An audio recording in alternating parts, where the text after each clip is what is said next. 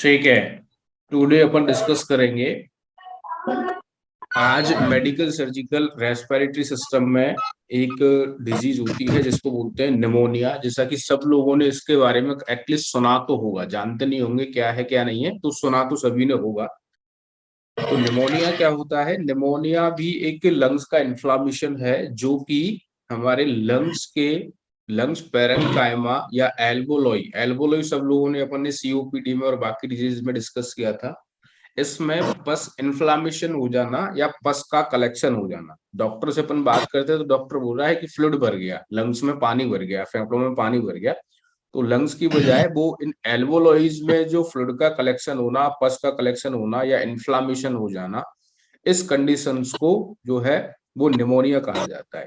वैसे तो जनरली ये किसी भी एज में हो सकता है, बच्चे से लेके बुजुर्गों तक या ओल्ड एज तक, लेकिन जन अधिकतर ये जो है चिल्ड्रंस में पाया जाता है या फिर 65 साल से ऊपर के लोगों में इसके होने के ज्यादा चांसेस होते हैं। ठीक है, डेफिनेशन आपकी स्क्रीन पर है, इसमें लिखा हुआ है pneumonia is an inflammation of lungs parenchyma.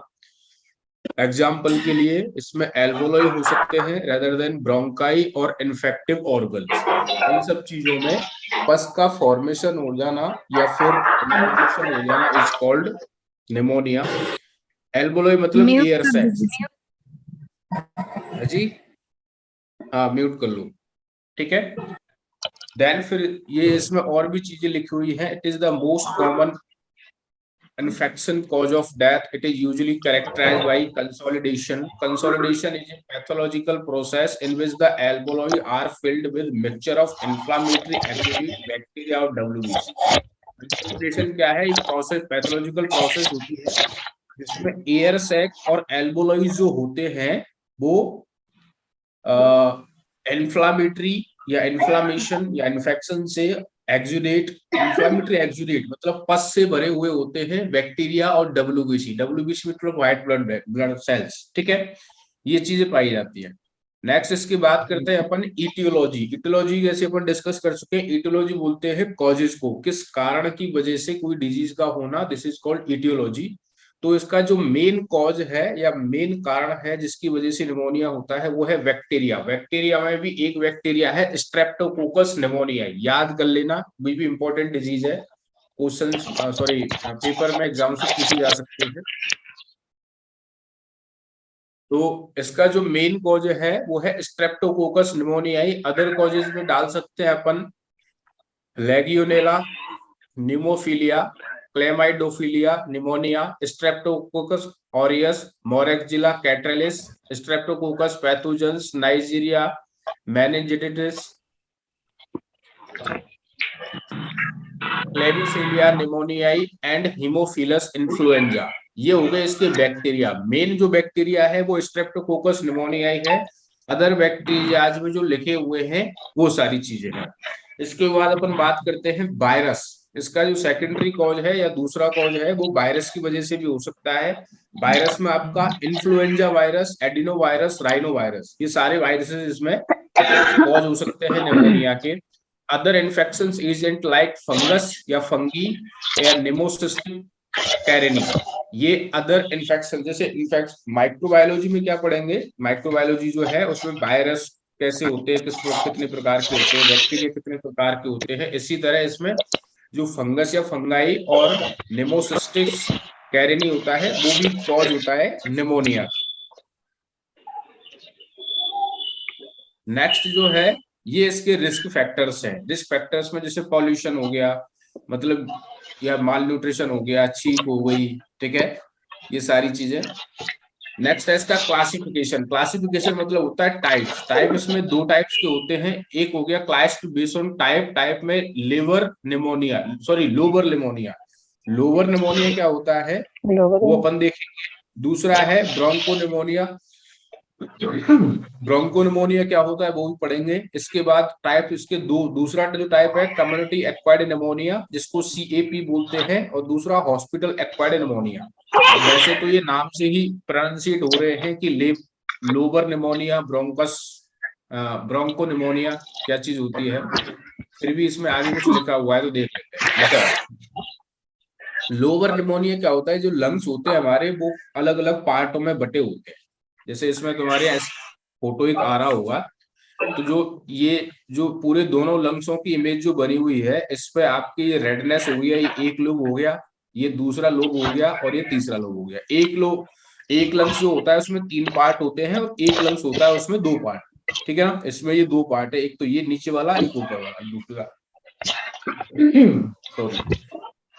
तो lower pneumonia is acute bacterial infection of the part of lobe of entire lobe, the entire lobe और इवन टू लोब ऑफ सामने ही है वन और बोथ ऑफ लंग्स। आवाज नहीं आ वही रही, है। म्यूट कर लो। ठीक है, लोब मतलब क्या होता है, जो हमारे लंग्स हैं वो अलग अलग लोगों में लोब्स में डिवाइड रहते हैं। लोब मतलब एक पार्ट है, एक हिस्सा, इसके बाद दूसरा हिस्सा, इसके बाद तीसरा हिस्सा। एक लंग्स होता है उसमें 3 लोब होते हैं, राइट लंग्स में, और लेफ्ट लंग्स में 2 लोब होते हैं। ठीक है, ये समझ के चलो। अब एक लंग्स पूरे में ना होके किसी एक लंग्स के एक लोब में या हिस्से में इन्फेक्शन का हो जाना, या एल्वोलॉय या एयर सैक है उसमें इन्फ्लामेशन हो जाना, वो जो निमोनिया कहलाता है, वो लोअर निमोनिया कहलाता है। लोब मतलब एक पार्ट, जैसे इसमें लिखा, इसमें देख रहे हो इमेज में, एक ऐसी एरिया में पूरे में अगर इन्फेक्शन है तो उस स्थिति को लोअर निमोनिया के नाम से जाना जाएगा, या लोअर निमोनिया आप उसको बोलेंगे। ठीक है, दूसरा हो गया आपका ब्रोंकोनिमोनिया। ब्रोंकोनिमोनिया क्या होता है, bronchopneumonia is infection of the terminal bronchioles that extend into the surrounding alveoli resulting in patchy consolidation of the lungs. इसमें क्या है कि जो ब्रोंकस है या ब्रोंकाइज है या ब्रोंक्यूल्स है, उनमें इन्फेक्शन हो जाना। पैची मतलब क्या है, धब्बे धब्बे, अलग अलग जगह पे धब्बे हो जाना, जिसमें एल्वोलाई, अलग अलग एल्वोलाई इन्फेक्टेड हो गई, या ब्रोंकाई ब्रोंक्यूल्स इन्फेक्शन हो गए, ब्रोंकस या ब्रोंक्यूल्स सब मिला के पैचेस धब्बे धब्बे हो गए। मतलब कहीं पे जैसे रेसेस हो जाते हैं बॉडी पे, ऐसे लंग्स पे रेसेस हो जाएंगे, इन्फेक्शन जगह जगह पेचेस में देखने को मिलेगा। ऐसी जो स्थिति है, जो ऐसा जो निमोनिया है, उसको ब्रोंको निमोनिया बोलते हैं। ठीक है, नेक्स्ट है आपका लोअर निमोनिया। ये आपके यहाँ सामने स्क्रीन पर है, इमेज दे रखी है, इसको छोड़ो। ये ब्रोंकोनिमोनिया है, जैसे यहाँ पे ये पेचेस दिखाई दे रहे हैं लंग्स में, या आपके एयरवेज, या अपन कह सकते हैं लोअर पार्ट में किसी लंग्स में। ठीक है, इमेज दे रखी है। इसमें 2 चीज और है। ये जो निमोनिया दूसरे टाइप थे, community acquired pneumonia, CAP. Community acquired pneumonia मतलब एक पर्टिकुलर ऐसी जगह पर लोग रहते हैं, जैसे कोई एरिया हो गया, कोई गांव हो गया, कोई क्षेत्र हो गया, वहां के ऐसे लोगों से उस वायरस बैक्टीरिया का हम इनहेल करना। जैसे जो भी उसके कॉजेस थे, जैसे स्ट्रेप्टोकोकस निमोनिया ही है, ऐसी जगह पर हम रह रहे हैं जहां पर वो बैक्टीरिया और कुछ वातावरण में है या एनवायरमेंट में है, उसको किसी व्यक्ति ने इनहेल किया और वहां पर जो हुआ वो सीएपी कहलाएगा। कम्युनिटी एक्वायर मतलब प्राप्त हुआ निमोनिया। हॉस्पिटल एक्वायर्ड निमोनिया क्या है, हॉस्पिटल में कोई पेशेंट है, उसको निमोनिया नहीं है और बीमारियों से वो ग्रसित है, या फिर ग्रसित भी नहीं है, पेशेंटों के साथ जो अटेंडर है, ऐसे लोगों में जो निमोनिया हो रहा है वो हॉस्पिटल एक्वायर्ड निमोनिया कहलाए। ठीक है, सॉरी।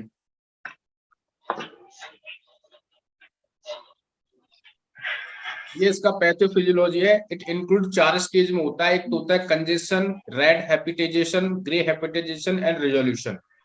कंजेशन क्या है, कंजेशन में after the pneumococcus organism reaches the alveoli there is an outpouring of fluid into alveoli। मतलब सबसे पहले जो निमोकोकस के अंदर जाने तक या एल्वोलोई तक पहुंचने तक, जो बैक्टीरिया या वायरस है, उसको एल्वोलोई तक पहुंचने के बाद वहां पर फ्लूइड का फॉर्मेशन होना शुरू हो जाना और एल्वोलोइज में इकट्ठा हो जाना। ठीक है, the origin multiply in the serious fluid and infection in spread. अब वो जो फ्लूइड का स्प्रेड होगा, इन्फेक्शन एक एल्वेओलाई से दूसरे एल्वेओलाई में जाएगा धीरे धीरे और बाकियों को इन्फेक्शस करेगा, ये हो गया कंजेशन।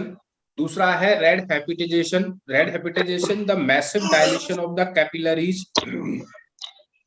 डायलेशन मतलब एक्सटेंशन होना, ठीक है। Massive dilation of capillaries and alveoli that are filled with this organism, neutrophil, RBC and fibrin।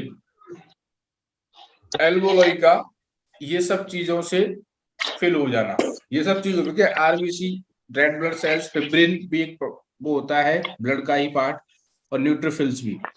Second है इसमें the lungs appear red and granular similar to that of liver which is the process is called hepatization. Lungs जो है वो red and granular के जैसे दिखाई देते हैं, ठीक है। ये रेड हेपेटाइजेशन मतलब होता है, ये भी एक तरह का इन्फेक्शन है। अब इन्फेक्शन कैसे रीच कर रहा है लंग्स को, वो ग्रे हेपेटाइजेशन जिसमें लिखा हुआ है blood flow decrease and leukocyte and fibrin consolidate affected part of the lungs. जो लंग्स में ब्लड का फ्लो है वो कम हो जाता है, ठीक है। जो जिस स्पीड से नॉर्मल लंग्स में जो ब्लड पहुंच रहा होता है उस स्पीड से यहाँ पे इसमें नहीं पहुंचता। और कंसोलिडेट क्या होता है कि फ्लूइड का इन्फेक्शन का वहां पर पहुंचना, बैक्टीरिया का लंग्स में WBCs और आपके फ्लूइड का कलेक्शन होना, ये ग्रे हेपेटाइजेशन हो गया। तो कंसोलिडेशन होगा, उसके बाद जो लंग्स का जो पार्ट है जहां पर वो बैक्टीरिया, WBC और आपके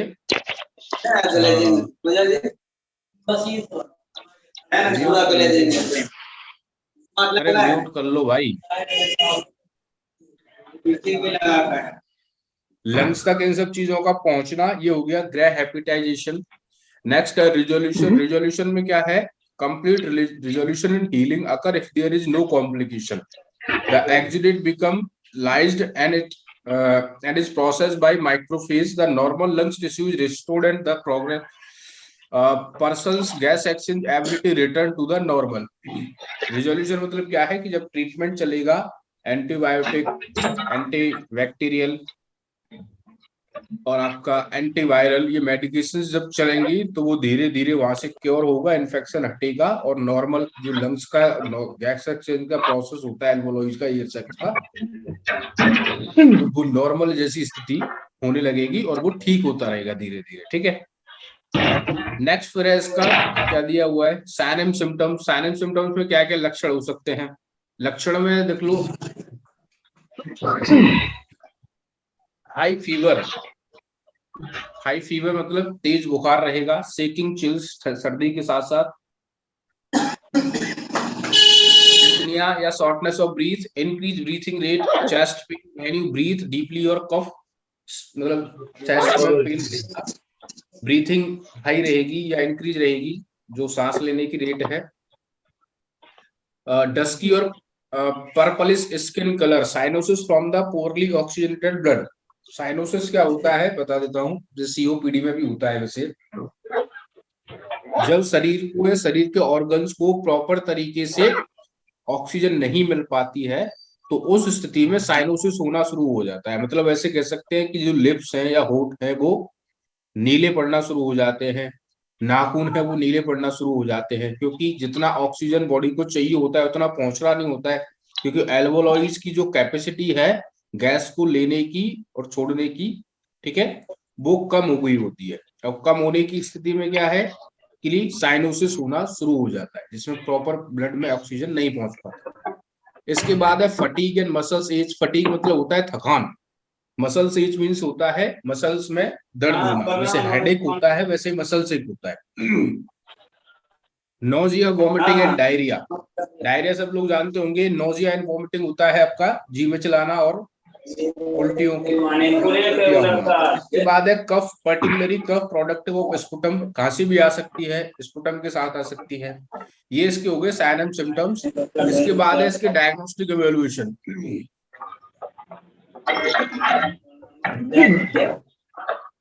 डायग्नोस्टिक इवैल्यूएशंस में क्या क्या है वो देख लो। Chest X-ray for liver pneumonia. Chest, इसमें मतलब ज्यादा कंफ्यूज नहीं हो रहा, तुमसे क्लासिफिकेशन नहीं पूछेगा क्वेश्चंस में शायद, शायद नहीं 100% नहीं पूछेगा, बस ओनली निमोनिया, इसके डायग्नोस्टिक इवैल्यूएशन, इसके आपके क्लासिफिकेशन पूछ सकता है। तो यहाँ पर क्लासिफिकेशन देख लो, तो चेस्ट एक्सरे करना पड़ेगा, चेस्ट के या लंग्स के किस पार्ट में जो है इन्फेक्शन हुआ है, ठीक है, या किस लोब में इन्फेक्शन हुआ है। इसके बाद है आपका ब्रोंकोनिमोनिया। एक मिनट,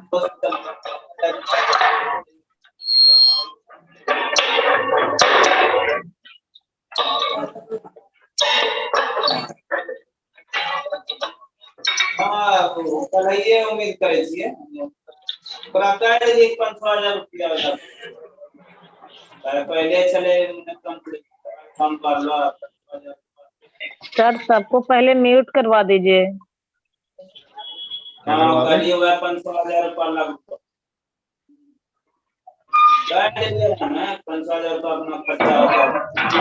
उनको समझ, बच्चे हैं क्या, दूध पीते हैं, उनको डेली बोलना पड़ता है म्यूट करने के लिए।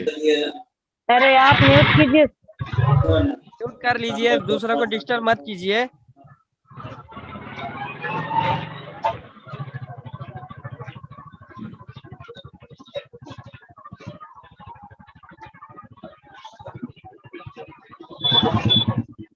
ठीक है, साइन एंड सिम्टम्स हो गए निमोनिया के। डायग्नोस्टिक इवैल्यूएशन यहाँ पे देखो, स्क्रीन पे दिखाई, स्क्रीन आ रही है, डायग्नोसिस लिखा हुआ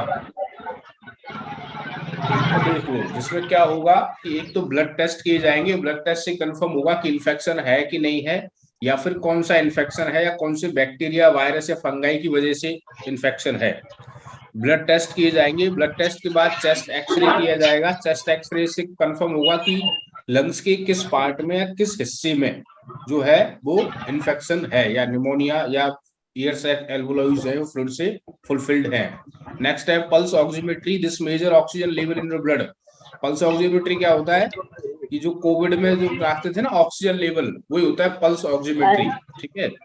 इसके बाद है स्पुटम टेस्ट, स्पुटम टेस्ट में a sample of fluid lungs sputum taken in deep cuff and analyze help pinpoint the cause of infection। इससे जो स्ट्रेप्टोकोकस निमोनियाई है, या इन्फ्लुएंजा वायरस है, या अदर फंगाई है, क्या मेन जो कॉज है उसको आइडेंटिफाई किया जाएगा। इसके बाद सिटी स्कैन कर सकते हैं, जैसे एक्सरे में जो चीजें क्लियर नहीं हो रही हैं, या कितने पार्ट में या कौन से पार्ट में इन्फेक्शन है लंग्स के में, वो चीजें अगर एक्सरे से क्लियर नहीं है तो सिटी स्कैन सेकेंडरी ऑप्शन होता है, डॉक्टर रिकमेंड कर देता है। इसके बाद pleural fluid culture, fluid culture मतलब फ्लूइड कल्चर भी एक कॉलोनाइजेशन प्रोसेस होती है जो बताया था, जिसमें वायरस और बैक्टीरिया को पर्टिकुलर कौन से वो डिजीज हो रही है उसको चेक किया जाता है, तो वो फ्लूइड से अपन कर सकते हैं, ठीक है। इसके बाद बात करते हैं इसका ट्रीटमेंट। ट्रीटमेंट में क्या है, क्या क्या इलाज करेंगे, तो एंटीबायो, जब बैक्टीरिया होता है तो क्या देते हैं मेडिकेशन, कौन बता सकता है, बैक्टीरिया को मारने के लिए कौन सी मेडिसिन दी जाती है,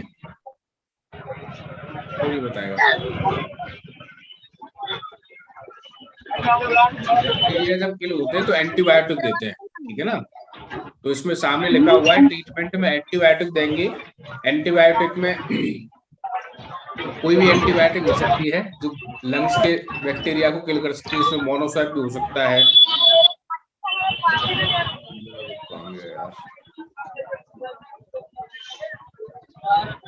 एंटीबायोटिक के बाद कफ मेडिसिन देंगे, फीवर के लिए पेन एंटीपायरेटिक देंगे, अगर चेस्ट में पेन है तो उसके लिए पेन किलर भी दे देंगे। तो ये मेडिकेशंस अपन क्या है प्रोवाइड करनी पड़ेगी पेशेंट के लिए, तो उसका ये ट्रीटमेंट हो जाएगा।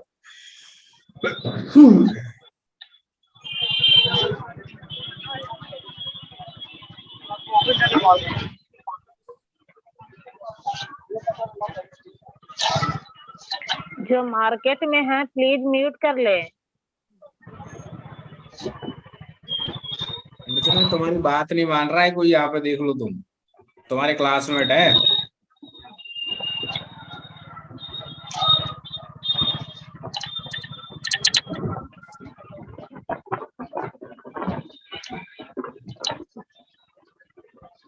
आप बोलिए ना सर, वो बंद कर देगी।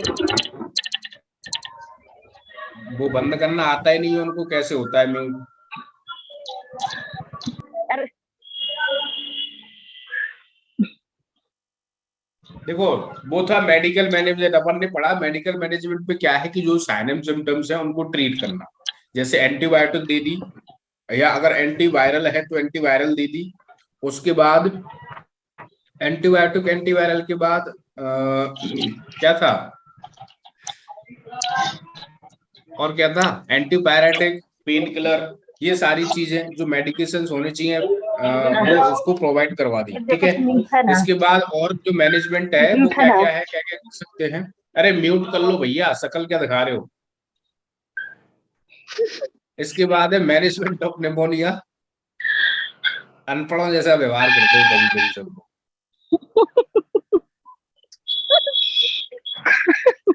ध्यान दो इस पर, कॉन्सेंट्रेट करो। मैनेजमेंट ऑफ निमोनिया मतलब स्मोकिंग नहीं करनी है, पेशेंट को ये सजेस्ट करना है या एजुकेट करना है। Practice good hygiene, hygiene maintain, साफ सफाई मेंटेन करनी है। स्टे रेस्टेड एंड फिट, मतलब आराम करना है और फिट रहना है। Wearing surgical mask by sick may also prevent illness. Surgical mask मतलब मास्क जो कोविड में पहना है वो पहनना है। Appropriately treating underlying illness such as HIV and AIDS, diabetes mellitus, malnutrition can decrease the risk of pneumonia। ये भी इनका इलाज चलाना है जिससे कि निमोनिया के, ये अगर है पेशेंट में HIV है, एड्स है, डायबिटीज मेलिटस है, माइट्रोसिन है, तो ये निमोनिया के रिस्क से बचा सकता है अगर इसको प्रॉपर तरीके से ट्रीट किया जा रहा है तो। गेट इन निमोनिया वैक्सीनेशन, टीकाकरण करवा सकते हैं। टीकाकरण के बाद ये क्या आ गया भैया आपका, relevant nursing diagnosis. Nursing diagnosis जब हॉस्पिटल में जाओगे तो बनाना पड़ेगा नर्सिंग केयर प्लान। तो नर्सिंग डायग्नोसिस में क्या क्या होगा पेशेंट में वो देख लो, बाद की चीजें ये नहीं समझ पाओगे तुम, खत्म हो गया, फिर बता देता हूँ। चलो, नर्सिंग डायग्नोसिस क्या होता है कि जो पेशेंट जो कंप्लेंट कर रहा है या अपन ने जो आइडेंटिफाई की पेशेंट में, उनको लेके उनका इलाज करना, ठीक है। जैसे उसमें था कि पेशेंट को एंजाइटी हो रही है, एंजाइटी के बाद गैस एक्सचेंज में प्रॉब्लम हो रही है क्योंकि एल्वोलॉइड में इन्फेक्शन या इन्फ्लामेशन है, इन्फेक्टेड एयरवे है, उसका क्लीन नहीं है, वो फ्लूइड है जो पस है वो उसमें ट्रैप हुआ है, फंसा पड़ा है। इसके बाद एनीमिया है, एनीमिया मतलब प्रॉपर तरीके से ऑक्सीजन इनहेल नहीं कर पा रहा है पेशेंट, तो एनीमिया होता है खून की कमी शुद्ध हिंदी में, ठीक है। तो प्रॉपर ऑक्सीजन नहीं है, ऑक्सीडेटेड ब्लड नहीं है, तो उसमें दिक्कत होगी, ब्लड कम हो रहेगा। Self care deficit related to, R/T है वो रिलेटेड टू है, related to disease condition, bedridden status, impaired nutritional status, खाना पीना कम कर देगा तो वो हो जाएगा बीमारी की वजह से। Risk of infection related to disease process, invasive line and low TC और हीमोग्लोबिन लेवल। ये हो गए आपके नर्सिंग डायग्नोसिस। ये क्वेश्चन में लिखनी नहीं है लेकिन एक चीज होती है नर्सिंग केयर प्लान, गूगल करोगे तो समझ में आ जाएगा।